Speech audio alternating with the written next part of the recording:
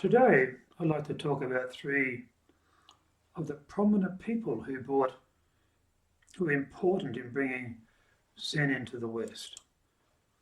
D.T. Suzuki, Christmas Humphries, and of course Alan Watts. D.T. Suzuki.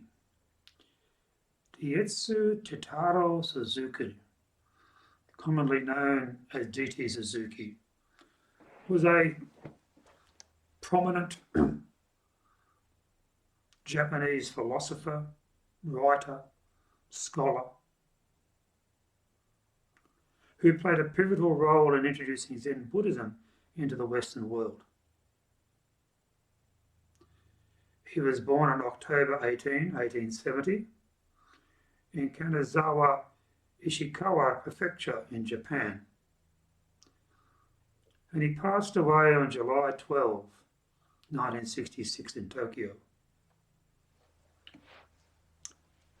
Suzuki's early education was influenced very much by his father, who was a Soto Zen priest. He entered the University of Tokyo in 1889, and he studied under some of the leading Buddhist scholars of the time. He initially focused on Buddhism's scholarly aspects, but later he felt a strong desire to delve into the experimental and meditative dimensions of Buddhism itself. In 1897, he published his first book called Outlines of Mahayana Buddhism, which established his reputation as a knowledgeable Buddhist scholar. However, his life took a significant turn when he met an American writer called Paul Cardos, who invited him to contribute to his magazine known as The Open Court. Suzuki's association with Cardos led to a close collaboration, and he eventually moved to the United States in 1897. And then over the next several years, Suzuki wrote numerous articles, books in English, and became a leading authority on Buddhism in the West.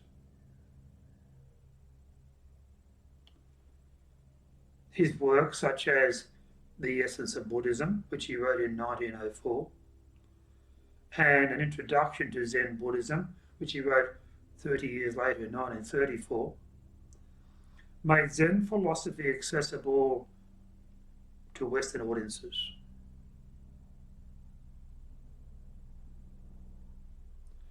His writings emphasized the experimental nature of Zen and its compatibility with science and psychology.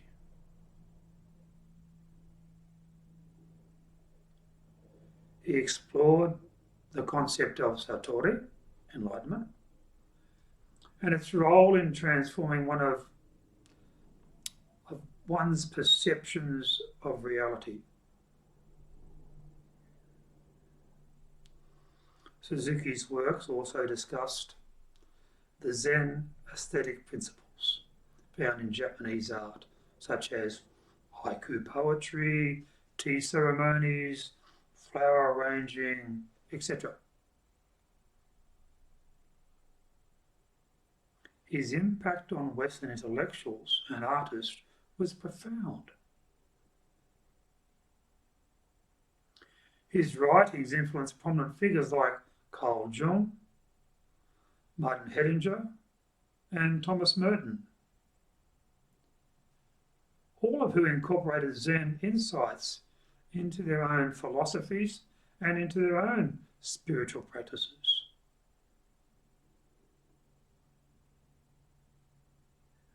Suzuki also travelled extensively, lecturing on Zen and its philosophy in various countries, including the United States, Europe, and India.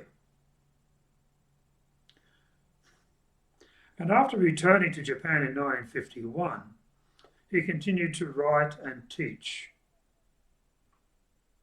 becoming a professor at Atani University in Kyoto.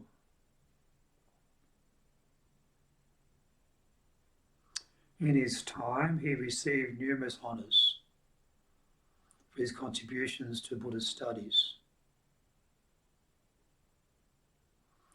including the highly valued Order of Sacred Treasure of Japan. And this was from the Japanese government in 1963. So D.T. Suzuki's legacy lies in his tireless efforts to bridge the gap between Eastern and Western philosophies.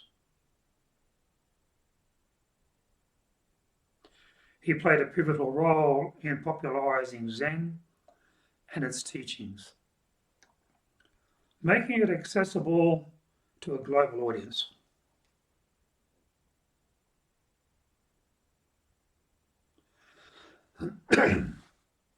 His writings continue to inspire and influence individuals seeking spiritual insights and a deeper understanding of the human experience. Now, Christmas Humphries. Humphries was an influential figure who dedicated his life to the practice and the promotion of Buddhism, shedding light on the spiritual journey and the understanding and the advancement of Buddhism. Christmas Humphries, born on December 25th, 1950, hence his name, I guess, Christmas Humphries. He was born in a small town in England, and he exhibited a deep sense of curiosity and introspection from an early age. He embarked on a quest for spiritual enlightenment, exploring various belief systems and philosophies. And it was during his travels in Asia that he encountered Buddhism, an encounter that profoundly impacted his life. Humphries immersed himself in the teachings and the practices of Buddhism, undertaking extensive studies in meditation and engagement with Buddhism communities right across the globe.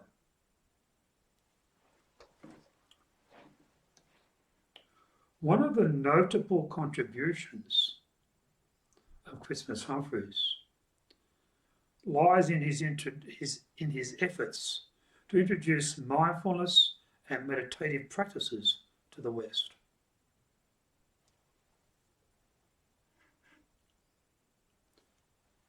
He recognised the transformative potential of these practices. He emphasised their relevance in fostering inner peace, mental well-being, and personal growth.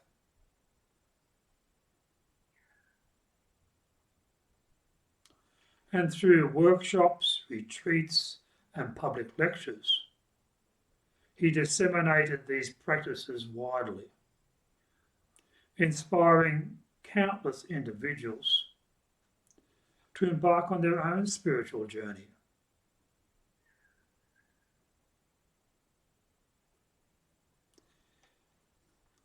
He recognized the importance of adapting Buddha's teachings to resonate with the Western mindset, drawing on his deep understanding of both Eastern and Western cultures. He sought to bridge the gap between these two worlds.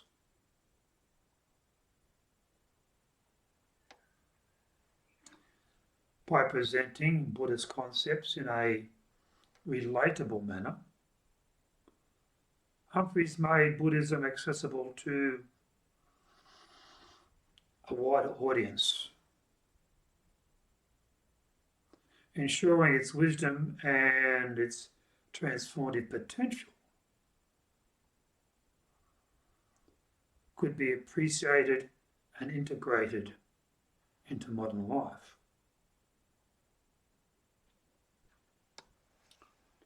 Understanding the interconnectedness of all beings, he advocated for socially engaged Buddhism.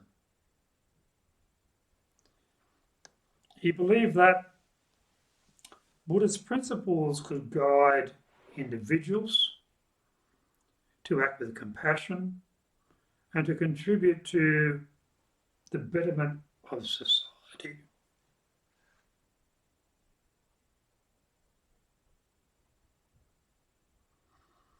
He actively participated in humanitarian and environmental initiatives, encouraging followers to embrace ethical thinking, social justice, and ecological responsibility.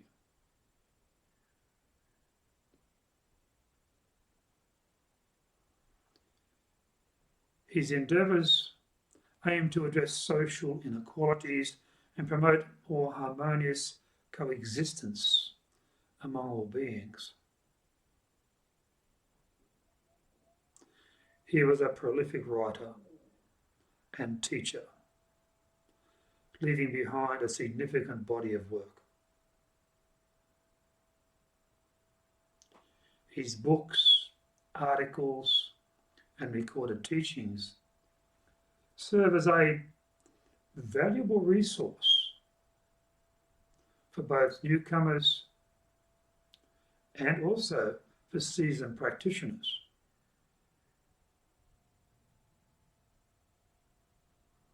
He had a unique gift for conveying complex Buddhist concepts in a lucid and relatable manner, making them accessible to a wide range of readers. And his emphasis on practical application and personal experience, this resonated with many people, providing guidance and inspiration for spiritual seekers. So Humphries was a dedicated practitioner of Buddhism. He made profound contributions to the understanding and the propagation of this wonderful ancient philosophy. And through his tireless efforts, he brought mindfulness and meditation practices to the forefront, bridging the gap between Eastern and Western cultures. He advocated for a socially engaged Buddhism and provided guidance through his writings and his teachings. And today his life's work, continues to inspire countless individuals, helping to find meaning, inner peace, and a deeper connection to themselves and the world around them.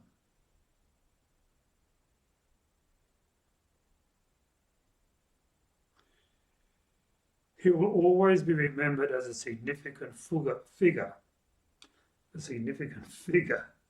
in dissemination of Buddhism, leaving an indelible mark on the path to spiritual awakening. This was Humphries.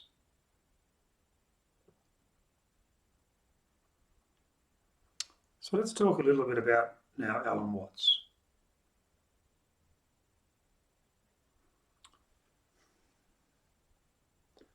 Alan Watts, a British-born philosopher, writer and speaker.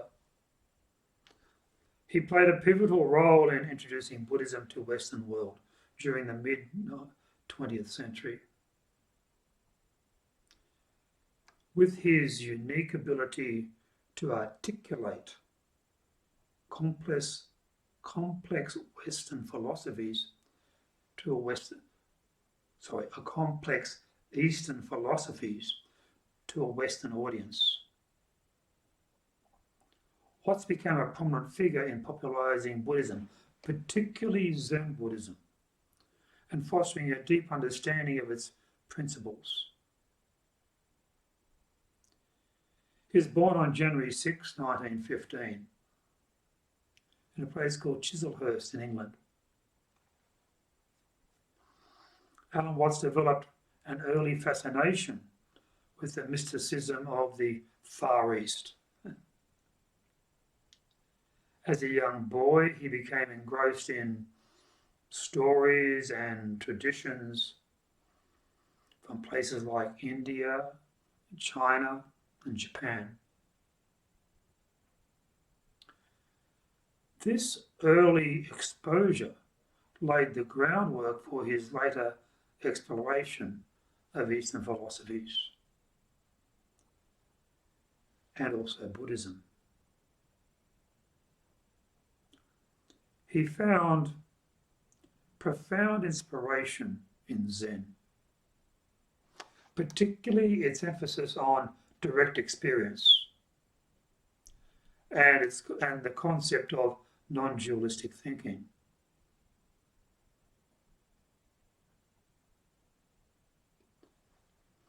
Zen's influence, or Zen's emphasis on living in the present moment and its non-theistic approach resonated quite deeply with him.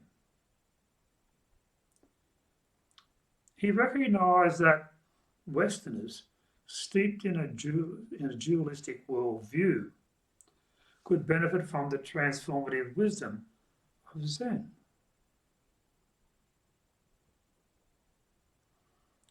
His talent as a writer and a speaker enabled him to bridge the cultural and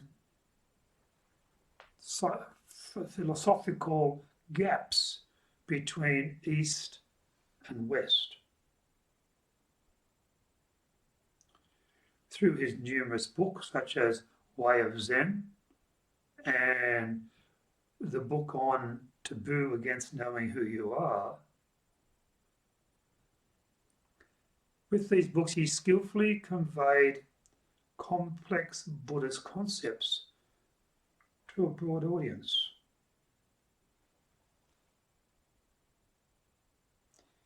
He articulated the idea of impermanence, interconnectedness, and the illusionary nature of the self,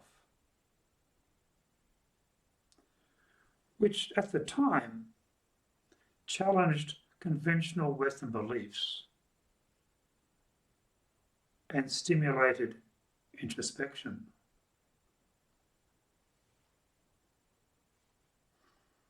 He played a vital role in breaking down barriers between academic scholarship and the popular understanding of Buddhism.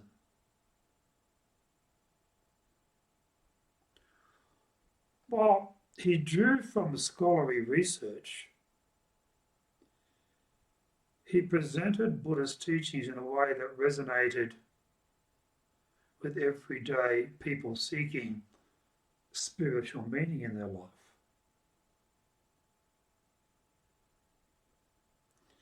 his lectures and workshops, which combined humour, wit, and deep insight, attracted a diverse range of individuals, including artists, musicians, intellectuals. He emphasised the need for an integrated approach to philosophy and spirituality, and blending Eastern wisdom with Western thought. He believed that harmonising the best aspects of both cultures would lead to a more holistic and balanced view of the world.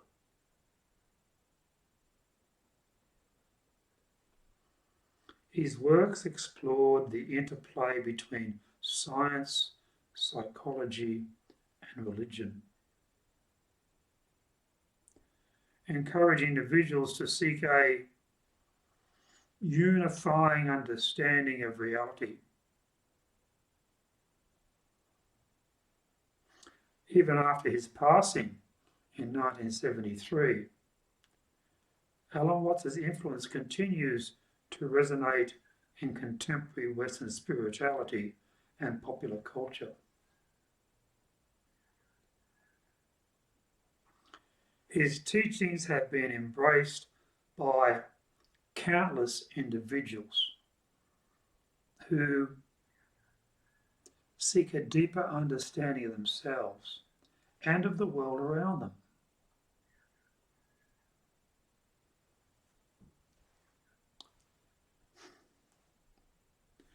Many contemporary mindfulness practices owe their popularity, in part, to the groundwork laid by Alan Watts in popularising Western concepts of mindfulness and presence.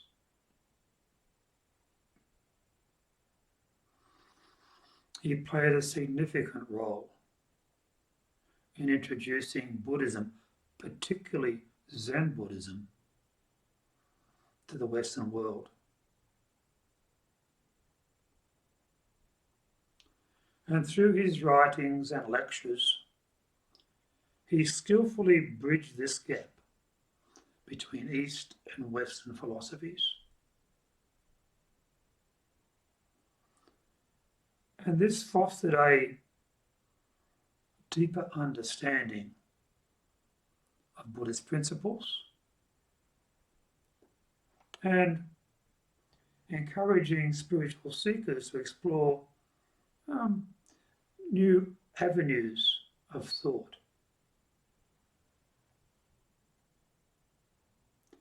His legacy continues to inspire countless individuals, emphasising the importance of living in the present moment, of cultivating self-awareness, and harmonising diverse perspectives for a more interconnected and compassionate world.